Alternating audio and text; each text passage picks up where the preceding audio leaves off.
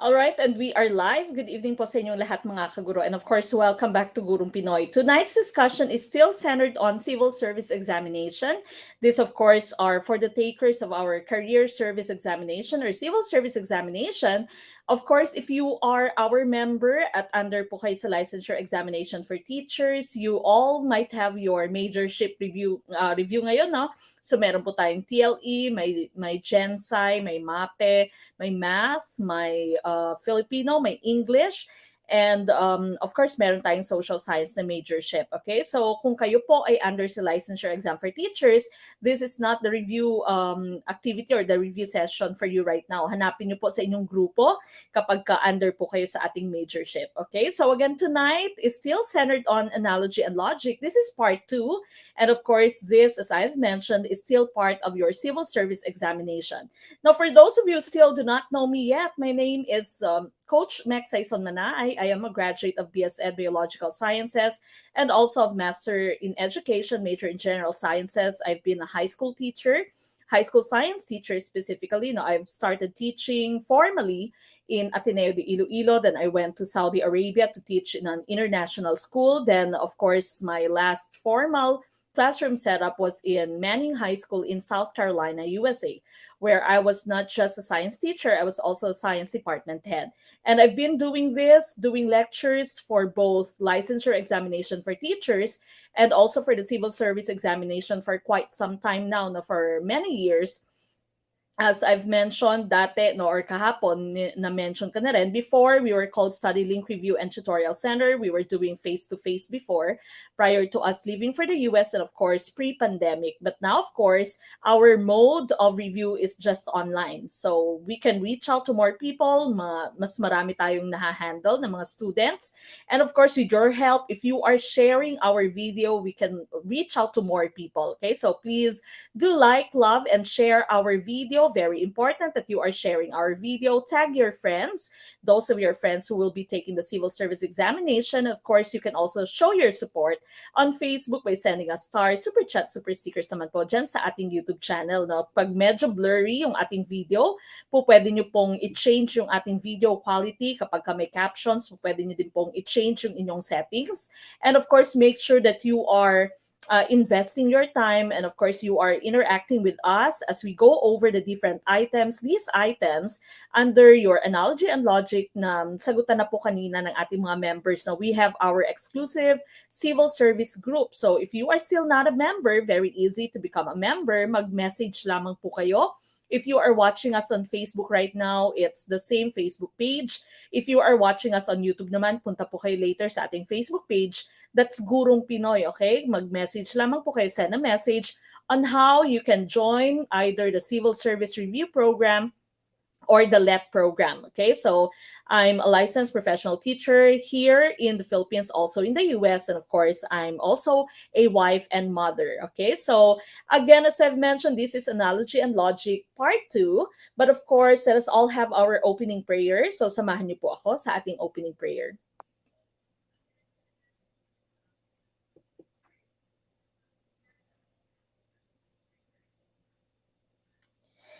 Dear Lord, I come to you to ask for your guidance and direction in this study session. I ask that the Holy Spirit fill me with strength, creativity, and understanding to get through my studies without difficulty or sin. Help me hold my focus and attention. Help me to retain all that I learned. Please make my mind sharp and keep distractions at bay. If any part of my studying is weak or lacking in some way, let it be revealed so that I may correct it. Thank you for this opportunity to learn. Amen.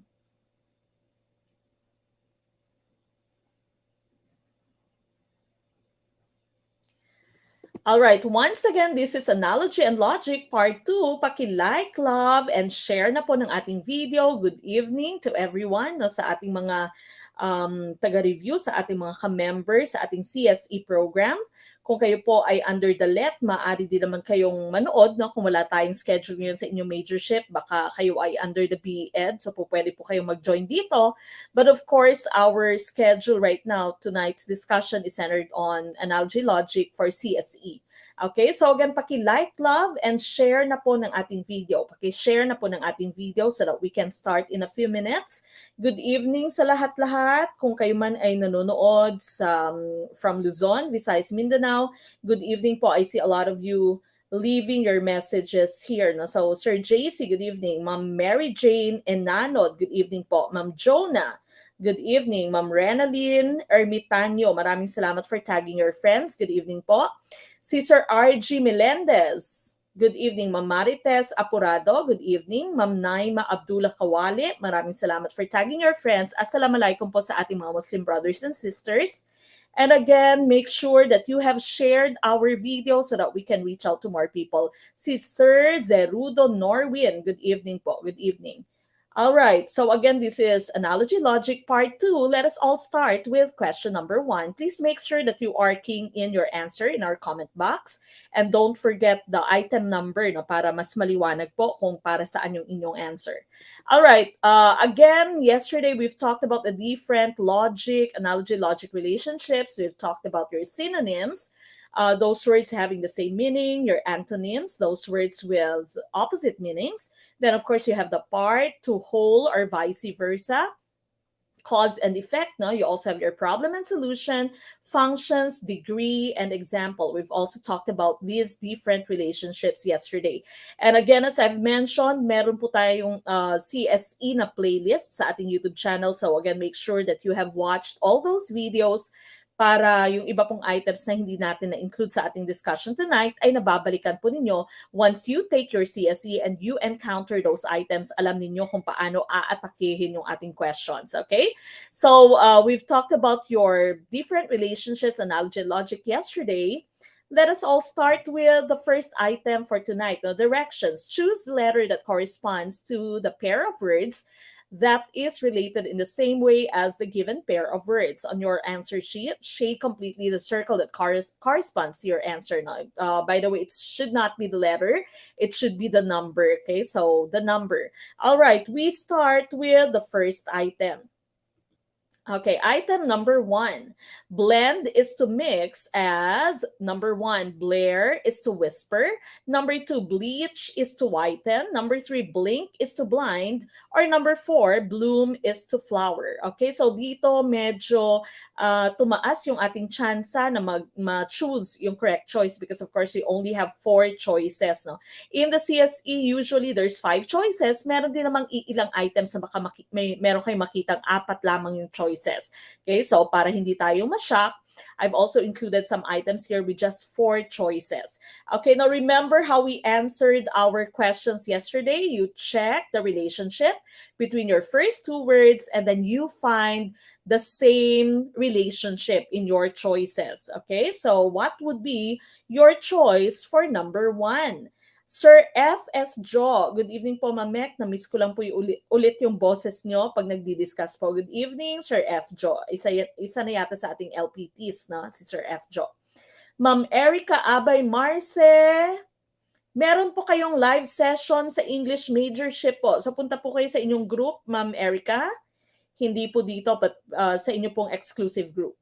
Okay, I see a lot of number 2s for question number 1.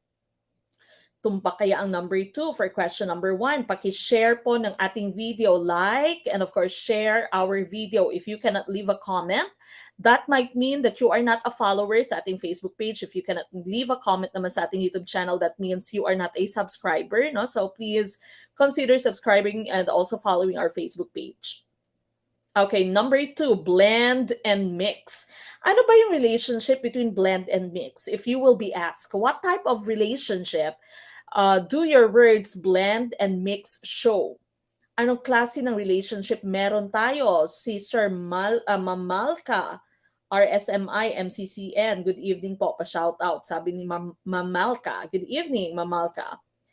Okay, again, the question is, what type of relationship can you see between these 2 words, blend and mix?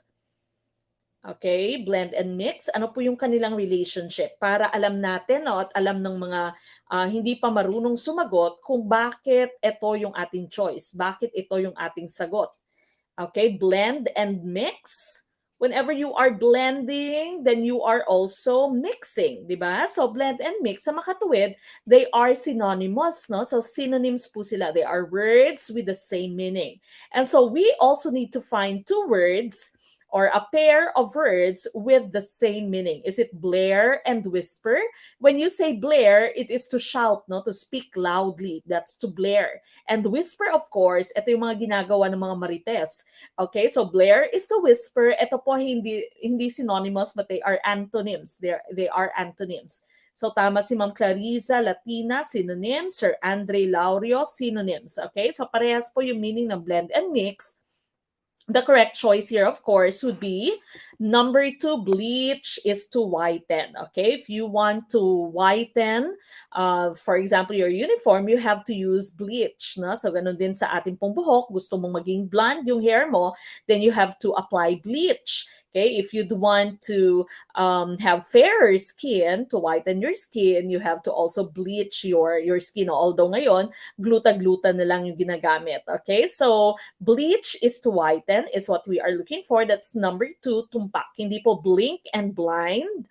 Hindi din bloom and flower. Okay, so synonymous words here would be number 2, bleach is to whiten. All right, congratulations sa mga tumpak. Move on ka agad sa mga ligwakers. Okay, medyo nakalimutan nyo yata kung paano tayo maghanap ng ating tumpak na choice. Now look at the relationship in the first 2 words and find the same relationship. All right, we go to question number 2. Abattoir is to slaughterhouse, as quay is to wharf, quack is to duck, snail is to slow, or clown is to fun. Okay, which one is your choice for question number 2? Sir F. Jo, salamat po Mamek sa pagbasa. F. Jo, it's Joseph Gako ng Northern Summer LPT na po. Thank you again, Mamek. God bless po. Maraming salamat, Sir Joseph Gako, and of course, Sir Joseph Goko. Okay, and of course, congratulations po. Okay, LPT na si Sir.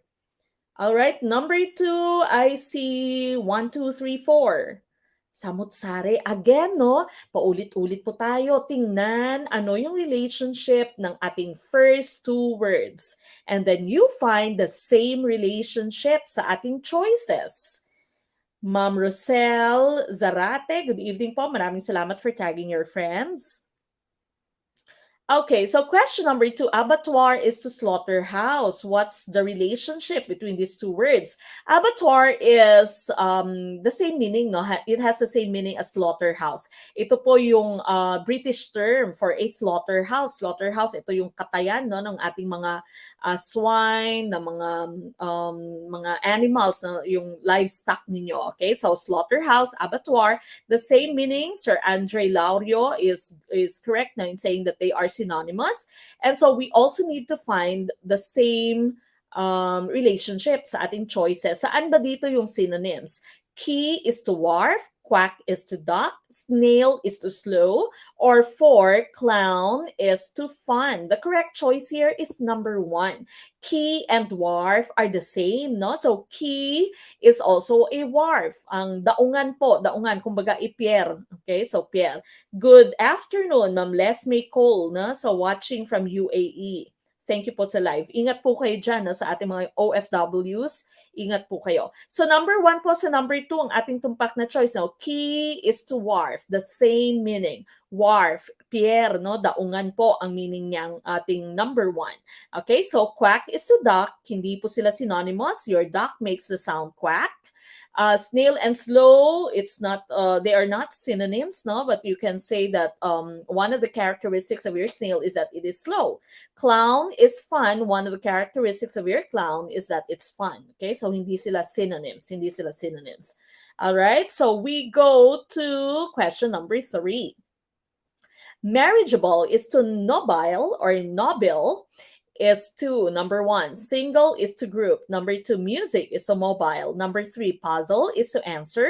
Or number 4, decipherable is to comprehensible. What is our choice? Ayun, no? Kaya po medyo challenging siya, sabi ni Ma'am Rose Lumabas, kasi hindi po familiar yung words. At marami po kayong makikitang mga ganitong words na sa ating pong CSE, kaya po ganito yung mga items na ating binibigay sa inyo para hindi po kayo ma-shock sa inyong actual CSE dahil ganito po yung mga words na inyong makikita. No? Hindi po familiar most of the words. Now, I will be putting a lot of other materials para po makita ninyo ng mga synonyms, the common vocabulary words that you might encounter in your CSE. Marriageable, nubile, what's the relationship? Sabi ni Sir Andre, synonyms. Okay, synonyms. And so you also have to find synonyms sa ating pong choices. Okay, so number 3, I see a lot of number 4s as your choice. Single is to group. When you say single and group, hindi sila synonyms, they are antonyms. Music and mobile, wala, no? So wala namang meaning. Walang relationship. You cannot find that relationship. Puzzle is to answer. You answer the puzzle. They're also not synonyms, or they're also not synonymous. And so, the tumpak na choice here is number 4. Decipherable is to comprehensible. Okay? If you can decipher something, that means you can comprehend that thing. No? Naiintindihan siya. Decipherable or comprehensible. So, number 4, ang ating pong tumpak na choice for question number 3. Okay, we go to question number 4. Numismatist is to money as blank. Is it number 1? Aesthetics is to beauty. Number 2, fetish is to obsession. Number 3, linguist is to language. Or number 4, scientist is to sense. Congratulations, Sir E.J. Laukans or Lucans. Correct, no? 3 out of 3. Good job. All right, number 4. Ano yung relationship between your numismatist and money? Okay, and so you'll have to find the same relationship sa ating choices. Okay, take your time and analyze po. Kaya siya analogy and logic. You have to make analogies. You have to use your logic. You have to take your time and analyze. Okay, I see a lot of number 3s for question number 4. Now, numismatist here is a person who studies money. Okay, so numismatist is a person who studies money. Number 1 mo, aesthetics ba is a person who studies beauty. Ang number 2 mo, fetish ba is a person who studies obsession. Number 3, linguist ba is a person who studies language, or scientist ba is a person who studies sense. The correct choice here, of course, is number 3. No? So linguist is a person who studies language. That's tumpak. No? Very good. Karamihan naman sa inyo ay tumpak for number 4. So medyo nagigets na natin na huwag pong kalimutan sa actual CSE, ganyan po kung paano nyo sagutin, no, yung inyo pong, or sagutan yung inyong analogy logic na test items. Okay, so aesthetics and beauty, they are synonyms. Okay, fetish and obsession, synonyms din po sila. Scientist and sense, the scientist uses his senses. Okay, so whenever you are studying science, as a scientist, you'll have to use your different senses. Okay, so the correct choice here is linguist is to language. A linguist is a person who studies language. All right, we go to number 5. Anxious is to uneasy. As number 1, egocentric is to self-centered. Number 2, wary is to placid. Number 3, feeble is to strong. Number 4, scornful is to admirable. Okay, what is your choice? Naligwak si Sir E.J. Locans. Na-jinx yata kasi na-mention Sir E.J. No? Bawi po tayo. Alright, what's your choice? Number 5. Okay, so again, titingnan nyo muna ano yung relationship between anxious and uneasy. And then you find the same type of relationship sa inyo pong choices. Okay, so I see a lot of number 1s for number 5. Again, please do not forget to share our video. Very important that you are sharing our video. Maraming salamat po to all our sharers. Ayan, sabi ni Sir Kyle Esteban, parang ganito yung written exam sa neuro. Okay, may analogy and logic din po. Okay, sabi ni Ma'am Jonah, they are synonyms. Anxious, uneasy, nervous, no? So synonymous po sila, anxious and uneasy. And so you'll have to find another set of words or pair of words na synonyms din. And so the correct choice here is number 1. Egocentric is too self-centered. If you are egocentric, then you are self-centered, you are selfish. Okay? So egocentrism, no, sa theory ni Piaget sa ating mga let takers, alam nila to. Okay, so number 1 is tumpak for question number 5. Wary and placid, these are antonyms. Okay, so antonyms po sila. Feeble and strong antonyms din po. Feeble means weak. Okay, so magkabaliktad sila. Scornful and admirable ay magkabaliktad din. Okay, so antonyms din. We were looking for number 1 for this item. We go to number 6. Goat is to kid as blank. Number 1. Bear is to cub. Number 2. Chicken is to hen. Number 3. Dog is to Dalmatian. Or number 4. Tiger is to tigress or tigress. Okay, what's your choice? Number 6. Ano po ang ating tumpak na choice for question number 6?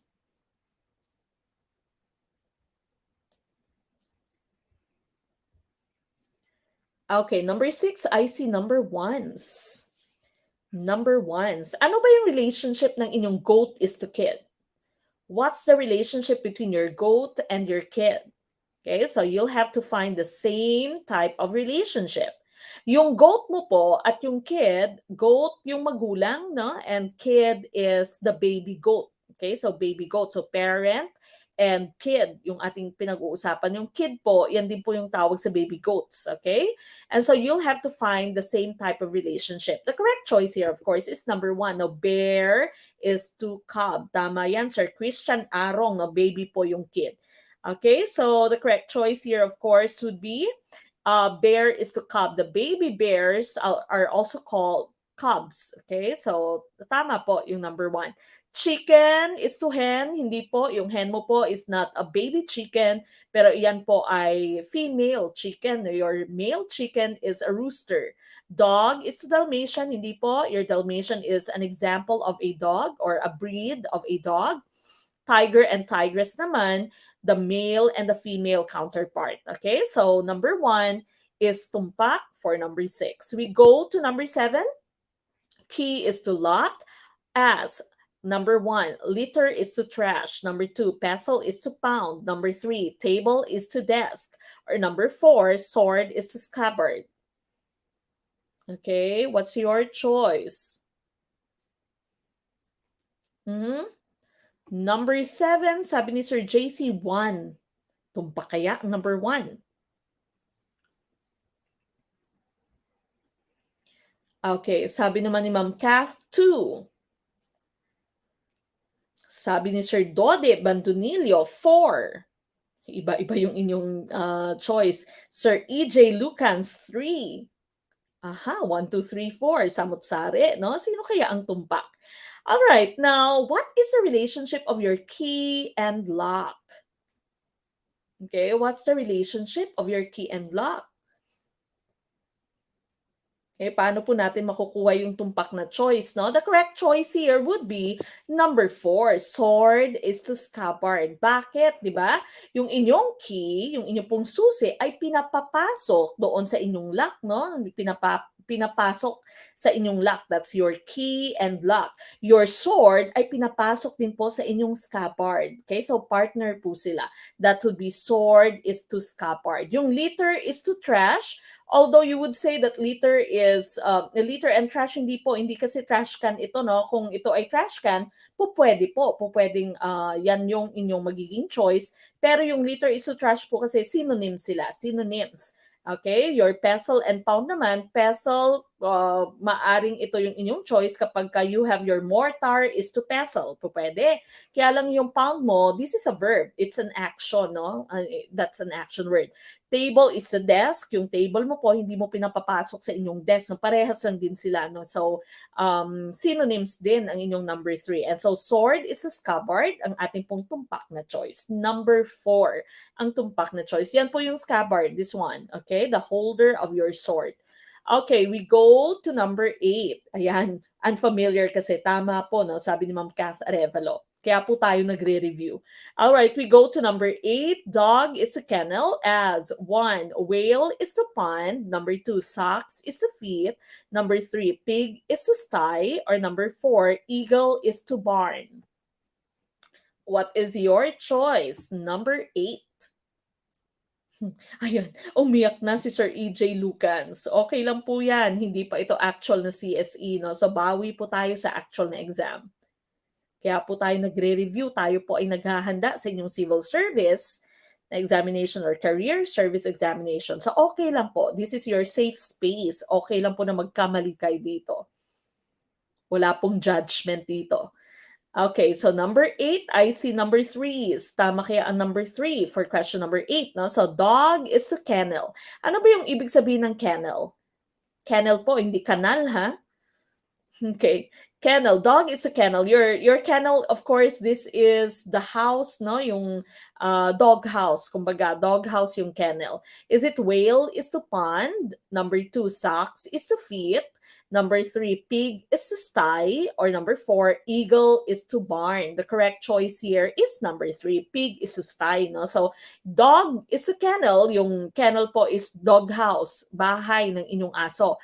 Pig is a sty, yung pig yung sty po is bahay din, no, ng inyong pig. Hindi ko alam kung ano ito sa Filipino or in Tagalog. Dito po sa Iloilo, tangkal, no. So tangkal.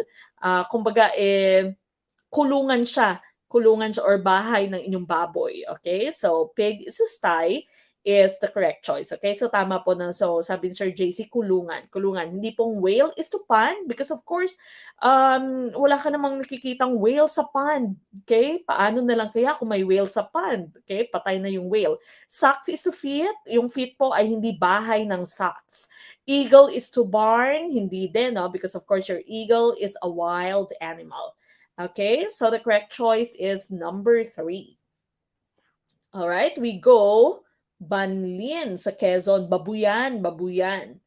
All right, we go to number 9. Book is to leaves as blank. Number 1, house is to kitchen. Number 2, chimney is to roof. Number 3, fan is to electricity.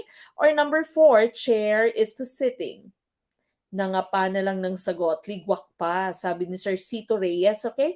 So, wag po kayong magmadali, wag po kayong dumiretso sa inyong choices, no? Yung pinaka-hint po natin dito is tingnan muna yung relationship ng first 2 words bago kayo pumunta sa inyo pong choices. Okay? Minsan kasi diretso kayo sa choices, tapos may mga nakita kayong words na hindi familiar, yon. Umikot na yung mata nyo, no? Sumakit na yung ulo nyo. Gumive up na tuloy.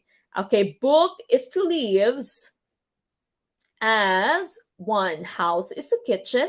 Number 2, chimney is to roof. Number 3, fan is to electricity. Or number 4, chair is to sitting. Okay, so unang-una dito, libro, no? Book is to leaves. Ang leaves po na ating sinasabi dito sa number 9, this is equal or this is synonymous to your pages. Okay, so your book is made of several leaves. It's made of several pages. Okay, it is made of several pages. Or your leaves is a part of your book. Okay, the leaves are a part of the book. And so the correct choice here is number 1. Your kitchen is a part of your house. Okay? Kitchen is a part of the house. Hindi po roof is a part of a chimney. Electricity is not a part of a fan. And sitting is not a part of a chair. Okay? So book is to leaves. Leaves are parts of your book. The kitchen is a part of your house. So number 1, for question number 9. Okay, mali na naman. Sabi ni MP Lech. Okay, hindi ko po nababasa masyado no, sa naka-Korean.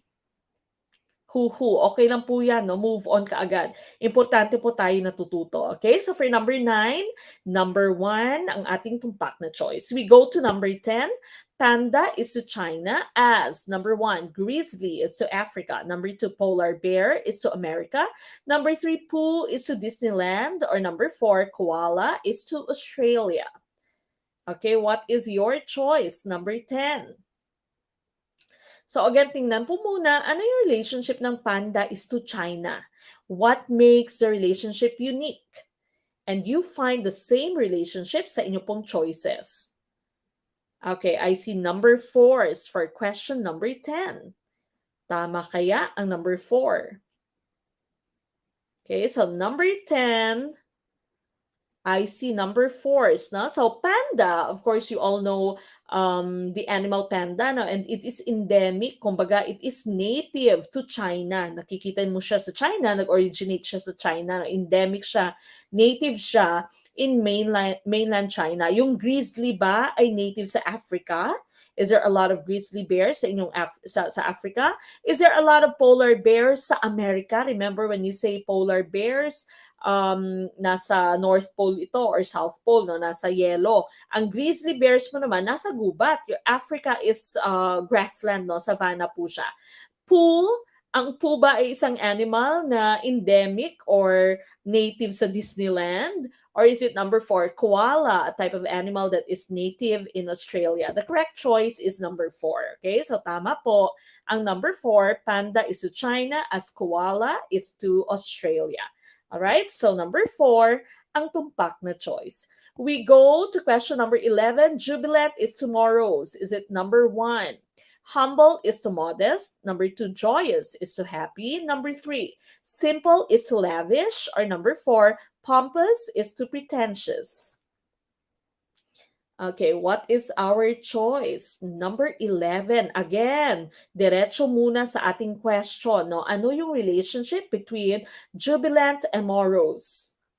Okay, so that you can get the correct choice. Okay, I see a lot of number 3s. Mom Kath Arevalo says number 3. Facebook user says number 3. Sir JC says synonymous, no? Synonyms. Okay, I see a lot of number 3s. And 4. Oh, number 3. Karamihan sagutin nyo. Sure ba kayo? Tayo ba ay nag-isip? Tinignan kung ano yung relationship ng ating question. So again, balikan muna, no? Ano yung relationship ng inyong words bago tayo maghanap. Kahit diretso sa question, hindi pa rin maintindihan yung word, sabi ni Ma'am Annalyn Plaza. Okay, so again, these are some of the words that you might encounter sa inyo pong CSE.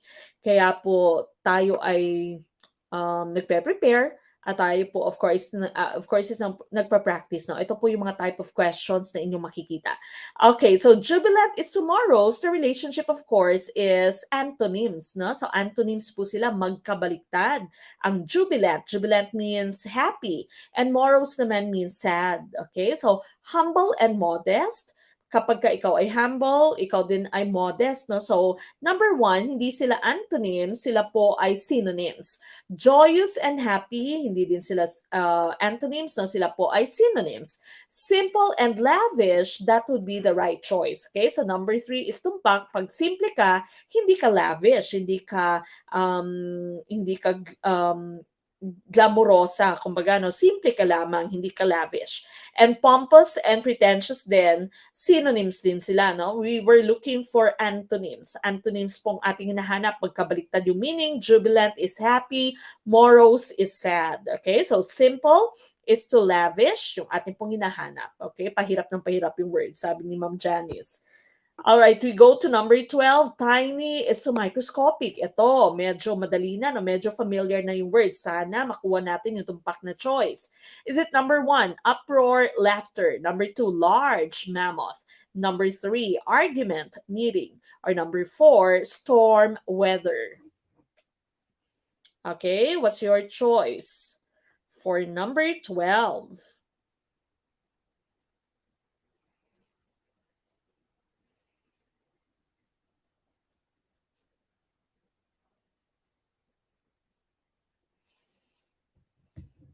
Okay, number 12, I see number 2s. Tama kaya? Number 2 for number 12. Again, huwag pong kalimutang i-share yung ating video. If you are still not a member of our CSE group, magpa-member na po kayo para nababalikan niyo po yung ating full-length videos. Lahat po ng videos na-miss ninyo, po pwede niyo pong balikan. And of course, you can download all our PDF files. If you are going to be taking the licensure exam for teachers naman, meron din po tayong LEC, So magpa-member po kayo, just send a message to our Facebook page kung saan po kayo nanonood ngayon, that's Gurong Pinoy. If you are in YouTube, on YouTube right now, you're watching us on YouTube, punta po kayo sa ating Facebook page later. Sana tumama na, sabi ni Ma'am Nell. Okay, tiny and microscopic. Okay, the relationship here, of course, is synonyms. Okay, so synonymous sila, parehas sila ng relationship, okay? Or parehas sila ng meaning. Sir Cito Reyes, mag-send po ng message, para po tayo ay makapag-member. Is it number 1, uproar, laughter? Number 2, large mammoth? Number 3, argument, meeting? Or number 4, storm is to weather? The correct choice here, we are looking for synonyms, the same meaning, The correct choice is number 2, large and mammoth. They have the same meaning. Uproar po, this is a loud noise, usually whenever there is a disturbance, po pwedeng may protesta, po pwedeng may away, So uproar, hindi siya synonymous with laughter, although you can also laugh loudly, hindi siya direktang synonym ng laughter. Argument and meeting, hindi din po sila synonymous. Storm is to weather, hindi din po sila synonymous. Storm is just a type of weather. Okay, so the correct choice is number 2, large is to mammoth. Okay, or po pwede ding degree, Yan, po pwedeng ganyan, yung inyong iisipin. Tiny and microscopic, mas tiny. Large and mammoth, mas malaki, Po pwede din siyang degree, but they are actually synonymous. Okay, so synonymous. We go to number 13. To smile is to guffaw. Is to, number 1, to walk. Number 1, to walk is to stroll. Number 2, to frown is to weep. Number 3, to munch is to eat. Or number 4, to lift is to carry. Again, for those of you who want to become members, ayan po sa ating sa ibaba ng ating video. Enjoy the full video and download our materials. Join our exclusive CSE group by sending a message to Gurong Pinoy's FB page. Okay, so mag-send lamang po ng message sa ating Facebook page. If you are watching us on Facebook right now, the same Facebook page.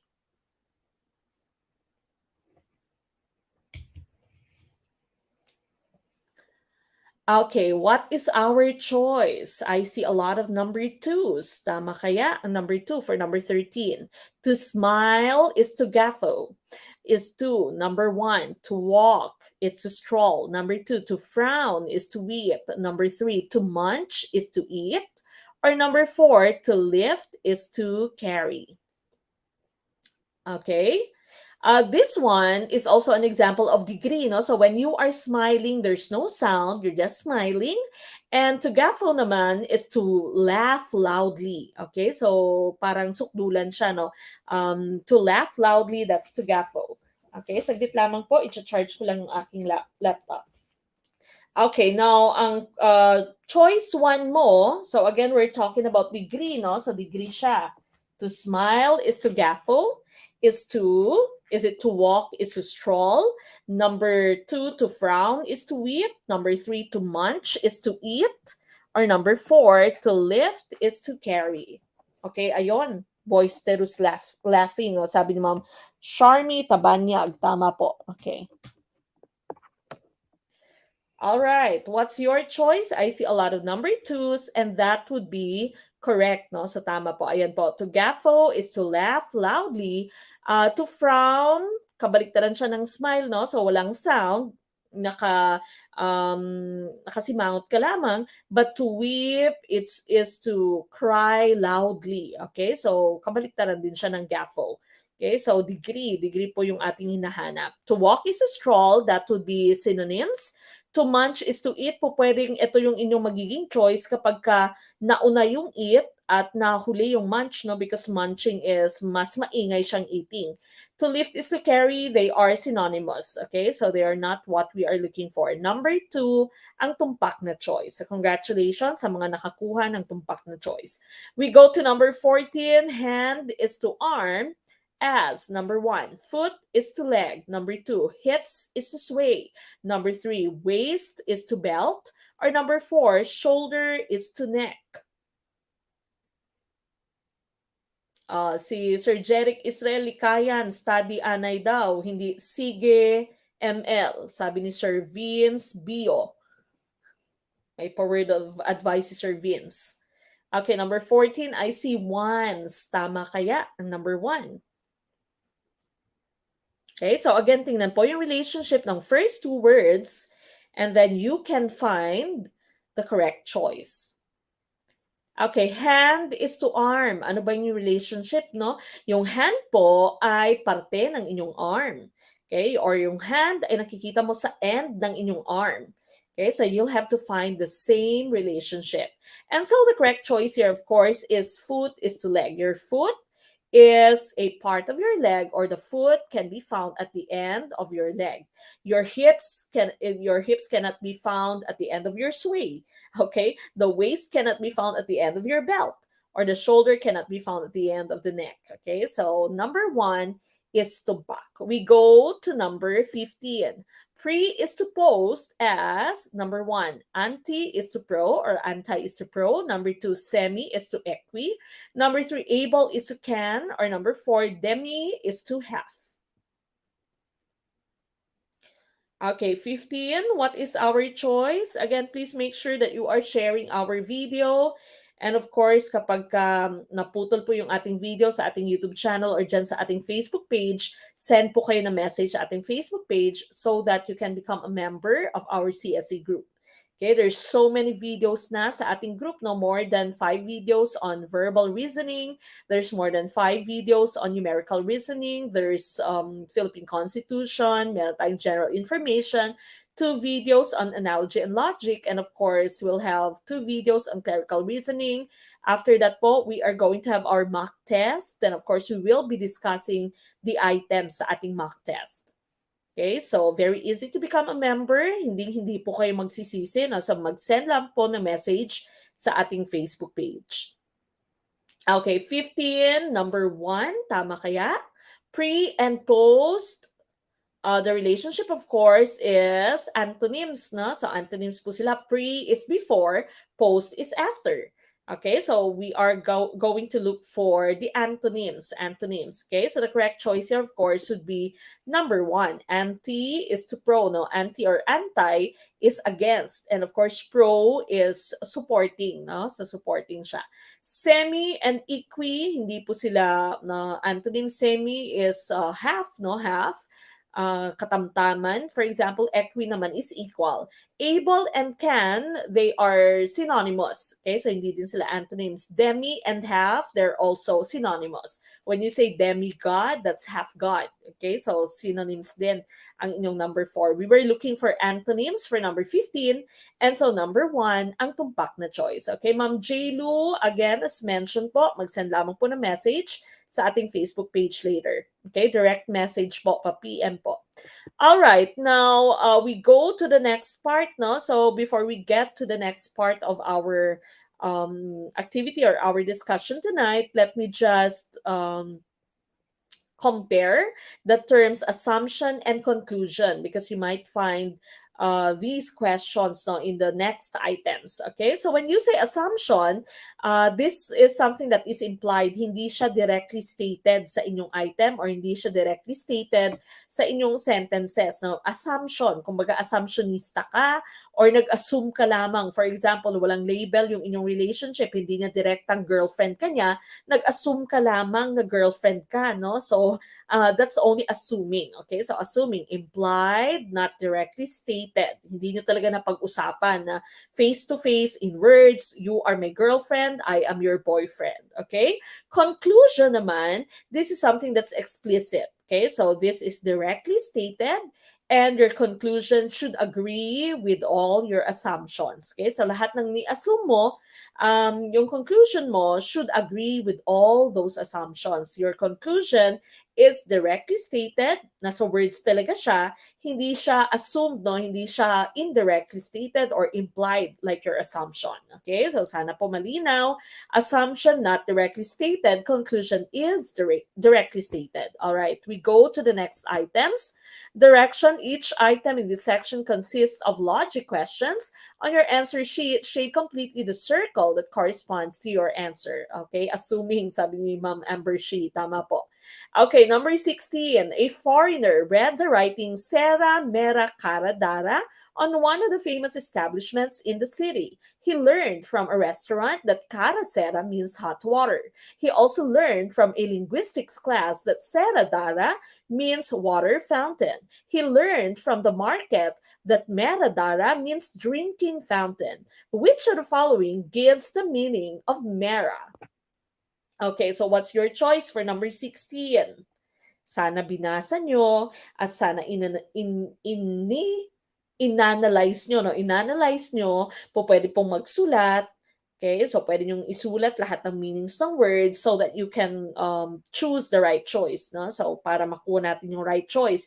Yung pinaka-question natin dito is, what is the meaning of the term mera? Is it number 1, hot, number 2, drinking, number 3, water, number 4, fountain, or number 5, ice? Okay, I see a lot of number 2s. Tama kaya ang number 2? Nag-isip kaya? Nagbasa? Nag-analyze?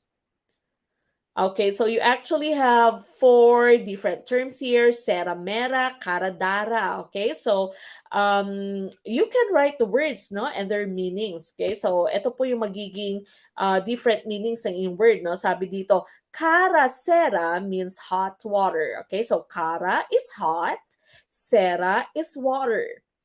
SERA DARA means water fountain. So SERA is water, DARA is fountain. And MERA DARA means drinking fountain. So MERA is drinking and DARA is fountain.